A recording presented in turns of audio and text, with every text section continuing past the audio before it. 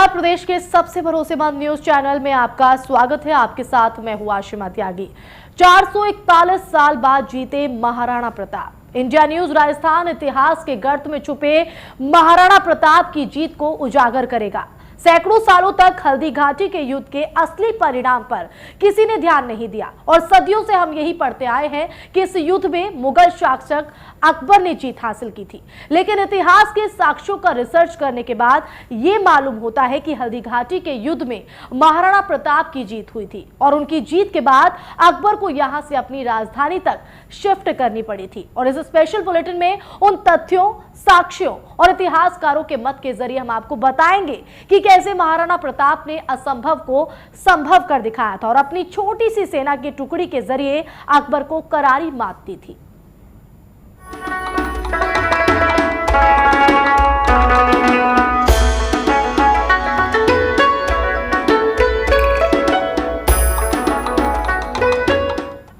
इतिहास में आलोचकों और समालोचकों को बराबर स्थान दिया गया है, लेकिन उनकी वजह से इतिहास की कुछ ऐसी गाथाएं हैं जिन पर आज भी भेद बना हुआ है, जिसमें हल्दी घाटी का युद्ध भी शामिल है।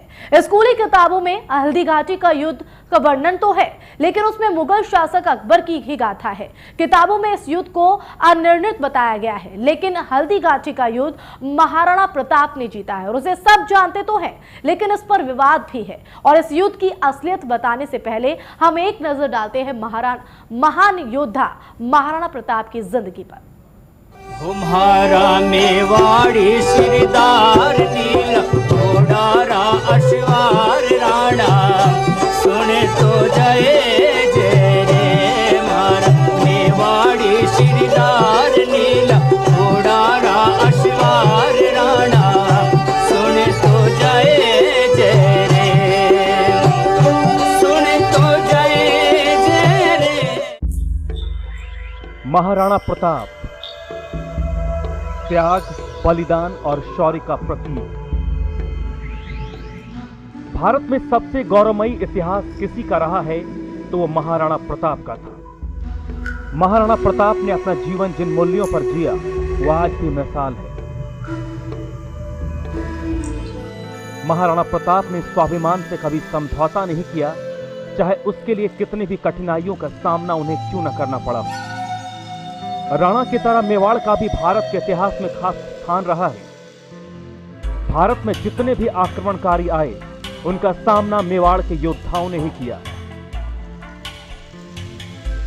महाराणा कुंभा हो या राणा सांगा, सभी ने स्वाभिमान की रक्षा के लिए खूब युद्ध लड़े और महाराणा प्रताप ने भी अपने जीवन काल में कभी मुगलों के आगे मेवाड़ के सम्मान को झुकने नहीं दिया और अपने जीवन के अंत तक फिर से पूरा मेवाड़ जीत अपने कुटुंबों की शान को फिर से कायम किया।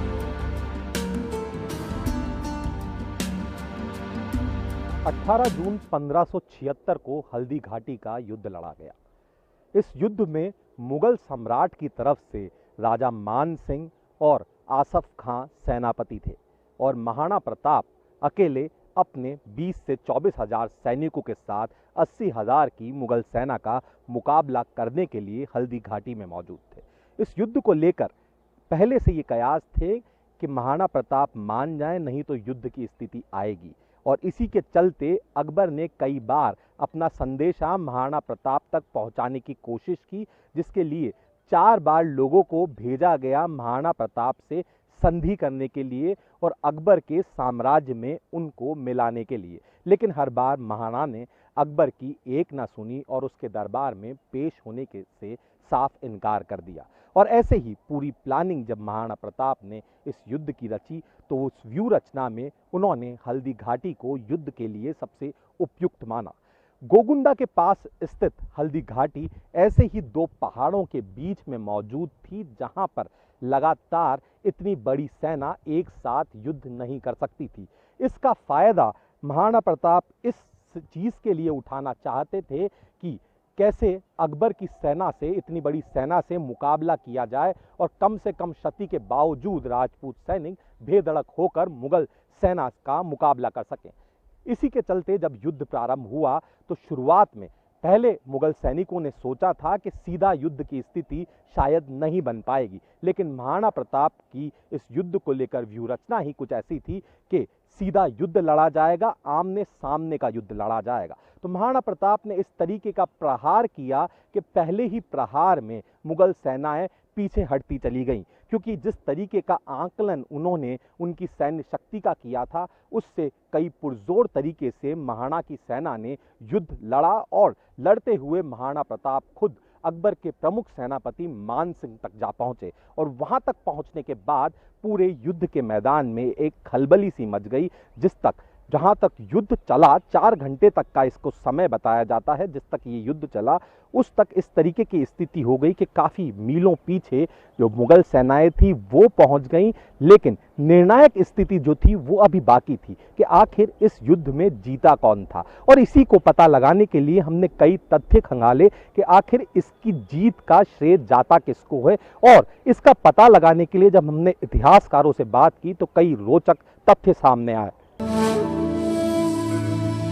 हूँ भूख मरूं, हूँ प्यास मरूं, मेवाड़ धरा आजाद रवे, हूँ घोर उजाड़ा में भटकूं, पण मन में मारी याद रवे। महाराणा प्रताप का जन्म कुंभलगढ़ दुर्ग में हुआ था। उनकी माता का नाम जयवंताबाई और पिता का नाम उदय सिंह द्वितीय था। महाराणा प्रताप को बाल अवस्था में कीका के नाम से पुकारा जाता था।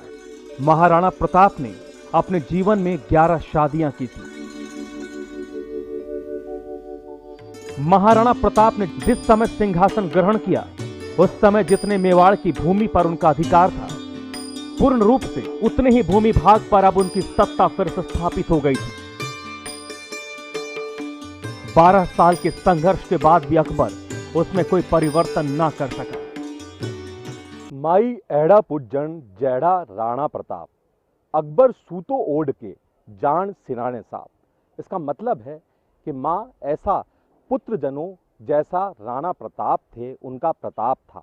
अकबर सोकर उठ जाया करता था जब उसके स्मरण में महाराणा प्रताप का नाम आता था। उसको ऐसा लगता था कि सिराने जैसे सांप आकर बैठ गया हो, इस तीव्र गति से उसकी नींद उड़ जाया करती थी। और ये पंक्तियां अकबर के ही एक दरबारी कवि ने लिखी है, अकबर की चिंता महाराणा प्रताप को देखते हुए। अकबर ने महाराणा प्रताप को परास्त करने के काफ़ी प्रयास किए। पूरा राजपूताना जीतने के बाद उसका एक ही स्वप्न रहा कि महाराणा प्रताप पर कब्जा किया जाए, मेवाड़ को जीतने के बाद महाराणा को अपना दरबारी बनाया जाए। लेकिन महाराणा प्रताप ने कभी भी अकबर की ये दास्ता स्वीकार नहीं की और उसके लिए लगातार संघर्ष किया। और उसी संघर्ष की परिणति है कि आज महाराणा प्रताप महान हैं। और महाराणा प्रताप का प्रताप इस कदर है कि आज भी उनको सम्राट, हिंदू सम्राट के रूप में जाना जाता है। और उनकी जो गौरव गाथाएं हैं वो आज भी हम सुनते आए हैं। अलग अलग समय पर अलग अलग कवियों ने महाराणा प्रताप की कविताओं का खूब बखान किया, लेकिन आज अकबर महान का जो इतिहास आज तक हमने पढ़ा था वो अब बदल गया है। अब महाराणा प्रताप का इतिहास और उनके गौरवमयी युद्ध। महाराणा प्रताप लंबे संघर्ष के बाद मुगलों से मेवाड़ को मुक्त करने में सफल रहे और यह समय मेवाड़ के लिए एक स्वर्ण युग साबित हुआ। मेवाड़ पर लगा हुआ अकबर ग्रहण का अंत 1585 में हुआ। उसके बाद महाराणा राज्य की सुख सुविधा जुटाने में लग गए, लेकिन दुर्भाग्य से उसके 11 साल के बाद ही 19 जनवरी 1597 में अपनी नई राजधानी चावंड में उनकी मृत्यु हो गई। तब तक महाराणा प्रताप के डर से अकबर ने अपनी राजधानी लाहौर को बनाए रखा था। एक सच्चे राजपूत, शूरवीर, देशभक्त, योद्धा, मातृभूमि के रखवाले के रूप में महाराणा प्रताप दुनिया में सदैव के लिए अमर हो गए। अभिमन्यु सिंह राजावत के साथ ब्यूरो रिपोर्ट, इंडिया न्यूज। और ब्रेक के बाद आपको बताएंगे इस युद्ध में विजय आखिर किसकी हुई थी।